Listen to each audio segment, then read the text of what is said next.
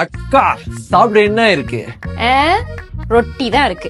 என்னத்துக்கும் நீ கல்யாணம் பண்ணிருதா உன் போட்டுட்டு உனக்கு சமைச்சு போட்டிருப்பால. அக்கா சரி அக்கா என்னோட சோப்பு கரை சட்டை எங்க? இன்னும் துவைக்கலடா. போன வாரம் துவைக்க போடலாம், இன்னுமா துவைக்கல?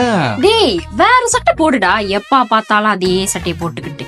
இதுக்குதான் கல்யாணம் பண்ணணும்னு சொல்றது. அக்கா சரி அக்கா காலை 7 மணிக்கு என்ன எழுப்பி போட்டுருங்க, கைங்களோட வெளியே போறேன்.